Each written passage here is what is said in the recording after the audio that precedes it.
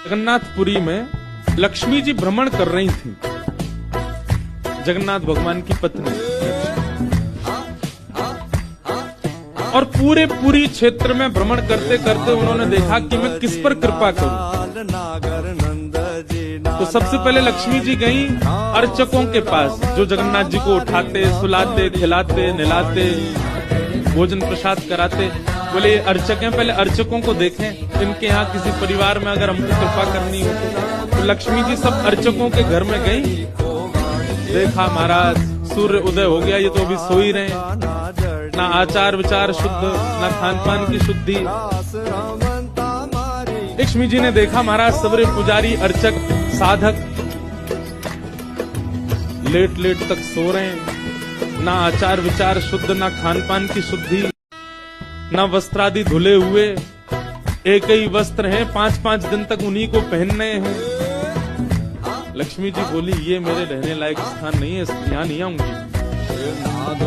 और तभी लक्ष्मी जी ने आगे जाकर के देखा कि वह परिवार जिनको झाड़ू लगाने की सेवा थी, नाली आदि साफ करने की सेवा थी, जिनको मंदिर में प्रवेश तक नहीं करने दिया जाता, उनके घर में गोबर का चौका, सब ब्रह्म मुहूर्त में उठ गए हैं, तुलसी जी को जल दे रहे हैं, घर में बिल्कुल शुद्ध भोजन बन रहा है, आचार विचार की शुद्धि, हाथ स्वच्छ है, पैर बच, जन्म से उनकी जाति कहीं ऊंची नहीं है, लेकिन बाकी सब कुछ उनका स्वस्थ था, बिल्कुल शुद्ध था।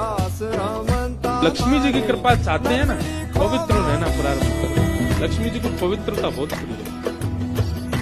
आपने आज जो वस्त्र पहने, कल अगर आपने पहन लिए, लक्ष्मी जी तुरंत चले जाएंगी। इतनी भी अपवित्रता लक्ष्मी जी को प्रिय नहीं है। लक्ष्मी जी बोली ये अच्छी है, इसके यहाँ मैं जाऊंगी। लक्ष्मी जी प्रत्यक्ष प्रकट हो गई उनके घर में जाकर के। अब वे तो बेचारे छोटे मोटे लोग, बेचारे ज्यादा धनवान तो थे नहीं। उन्होंने जब देखा कि अत्यंत गहने पहन रखे हैं, ऐसी मधुर सुगंधी आ रही है, रूप देख करके नेत्रों के पलक नहीं झपके जा रहे, सबने दंडवत प्रणाम किया। बोले आपका परिचय? बोले हम जगन्नाथ जी की गृहिणी है, साक्षात लक्ष्मी। वे सब घर के लोग, अरे हमारे घर का तो जल भी आपके स्पर्श योग्य नहीं, हम तो ऐसे लोग हैं, हम तो नीचे लोग हैं। ये लक्ष्मी जी बोले ये सब बात नहीं करो, हम लोग ठाकुर जी ये सब विचार नहीं करते। तुम्हारा आचरण देखो कितना शुद्ध, तुम्हारे व्यवहार कितना शुद्ध, तुम्हारी बुद्धि कितनी शुद्ध है। और सुनो, चौकी लगाओ, जो भी घर में बना है प्रत्यक्ष थाल में पधराओ, हम तुम्हारे यहाँ प्रसाद पा करके जाएंगे। पूरा घर भाव विवल हो गया, सबके नेत्रों में आंसू, साक्षात लक्ष्मी जी आई। लक्ष्मी जी प्रेम से प्रसाद पा रही थी। तभी जगन्नाथ जी के बगल में ही विराजती हैं सुभद्रा जी, सुभद्रा जी के बगल में विराजते हैं श्री बलराम जी। बलराम जी भ्रमण कर रहे थे पुरी में, भ्रमण करते करते घर घरों में झांक के देख रहे थे क्या हो रहा है। जैसे ही उस घर में झांक के देखा तो श्री लक्ष्मी जी प्रसाद पा रहे। बलराम जी बोले राम राम राम राम राम, ये झाड़ू पोंछा बर्तन करने वाले लोग, इनके यहाँ पर चले जाओ, इन पर कृपा करो। पर भैया इनके यहाँ तो भक्ष भी बनता होगा, मांस भी बनता होगा, और लक्ष्मी जी यहाँ बैठ करके प्रसाद पा रही। हमारी घर की बेटी, हमारी घर की बहू, बिल्कुल आचार विचार की शुद्धि नहीं रखी। नाक फूल गई, बलराम जी की नाक फूल गई। महाराज आकर के कुछ बोले तो नहीं, मंदिर में आके बैठ गए। लक्ष्मी जी प्रसाद बनाती है। जैसे ही भोग रखा गया जगन्नाथ जी के आगे, बलभद्र सुभद्रा जी तुरंत हाथ पांव धो के बैठ गए। बलराम जी अपने सिंहासन से ही नहीं उठे, नाक फुला के बैठ गए। जगन्नाथ जी बोले भैया आ जाओ, भोग आएगा, हमें नहीं पाना, तुम लोग क्यों, क्या हो गया? अब क्या बोले, अब तो सब आचार विचार सब खत्म हो चुका है। परमात्मा होते हुए भी हमारे यहाँ आचार विचार नहीं चल रहा है, तो फिर इंसान क्या आचार विचार का पालन करेगा? जगन्नाथ जी बोले भाई कोई बात तो पूरा मान गए जे, तो इनसे बात करें। जगन्नाथ जी गए, भैया कहा भयो, आप इतने उदास क्यों, इतने नाराज क्यों? सब बात बताई बलराम जी ने। बोले लक्ष्मी जी आज सुबह सुबह एक ऐसे के घर में गई, वहां जाके प्रसाद पा रही थी, बिल्कुल विचार नहीं किया, कहाँ शुद्धता कहाँ अपवित्रता। हम तो इनके हाथ का बना भोजन नहीं करेंगे।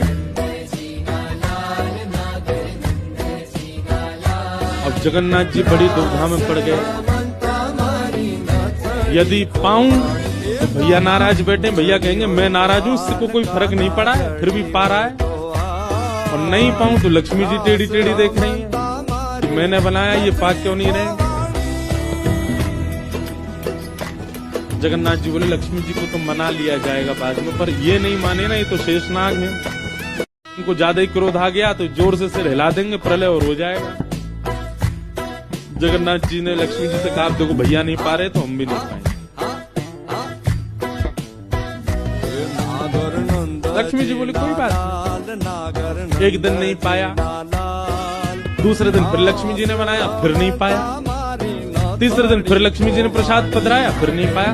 तो लक्ष्मी जी बोली भाई कोई बात है तो हमसे बोलो सीधे, ये प्रसाद रोज छोड़ देना ये कैसा तरीका है आपका नाराज होने का। कहीं बलराम जी बोलते हुए सुन लिए लक्ष्मी जी ने कि भाई इनके हाथ का बना हम नहीं पाएंगे। लक्ष्मी जी ने जाकर के जगन्नाथ जी से कहा देखो संपूर्ण जगन्नाथपुरी में प्रसाद बनाने की सेवा हमारी, और आपके भैया कह रहे हैं कि हमारे हाथ का बना पाएंगे नहीं। जब हमारी सेवा लेनी नहीं तो फिर हम यहाँ क्यों रहेंगे, इसलिए आप हमको आज्ञा दें। अब हम जहां हमारा सुख है हम वहां चले जाते हैं, हम चले जाते हैं श्री क्षेत्र से। जगन्नाथ प्रभु कुछ, अच्छा जगन्नाथ जी को भी लीला करनी है इसलिए वो कुछ नहीं बोले। अब कुछ नहीं बोले तो लक्ष्मी जी समझ गई, बोले मौन मतलब हाँ ही होता है। लक्ष्मी जी बोले ठीक है आप लोग शयन करो, रात्रि का समय, बलभद्र सुभद्रा जगन्नाथ जी के कपाट बंद हो गए। लक्ष्मी जी बोली अब हम जा रहे हैं, और मंदिर से श्री लक्ष्मी जी चली गई। प्रातः काल ब्रह्म मुहूर्त का समय हुआ।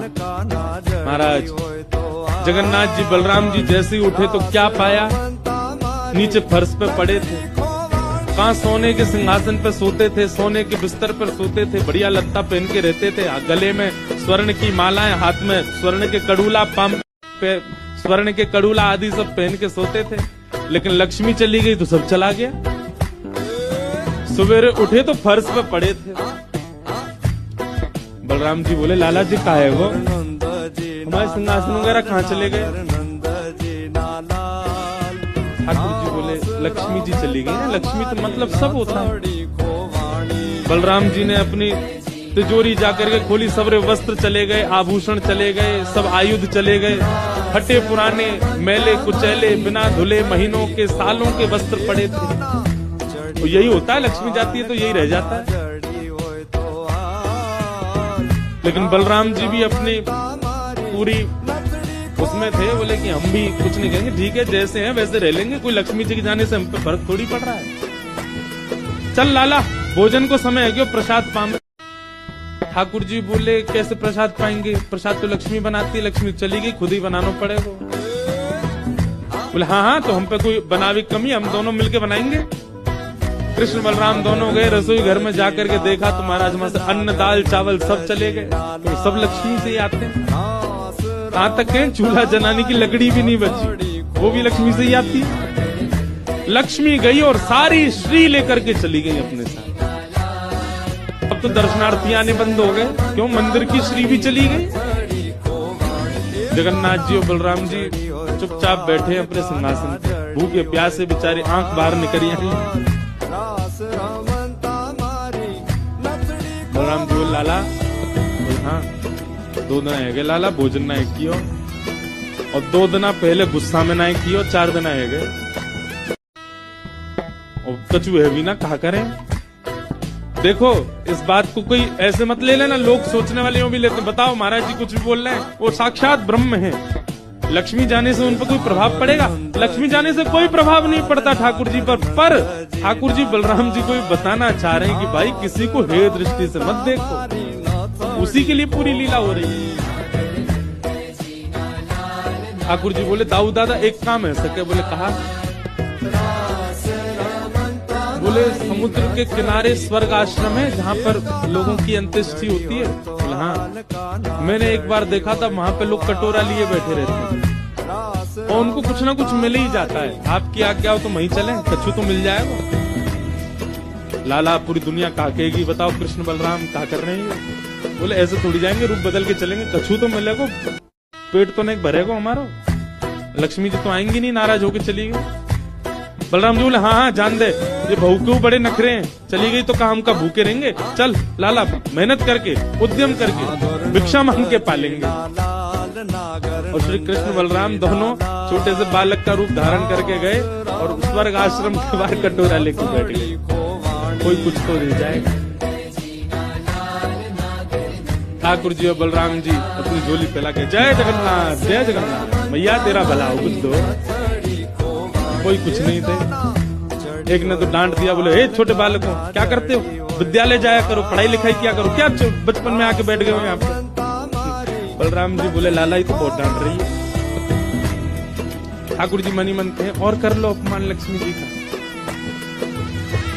इतने में ही एक महात्मा आए, उन पर धन तो था नहीं, उनके पास में बस मूड़ी थी। महात्मा जी के पास भेल थी, भेल। ठाकुर जी ऐसे झोली फैला के बैठे, बलराम जी भी।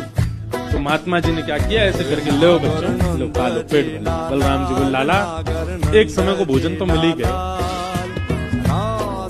ठाकुर जी बलराम जी दोनों खुश हुए। लक्ष्मी जी ने दूर से देखा, ए पवन देव जोर से बहना प्रारंभ करो। ऐसी जोर की हवा चली महाराज, सबरी मूड़ी उड़ गई। बलराम जी और ठाकुर जी पीछे पीछे भागे, मूड़ी सबरी उड़ गई।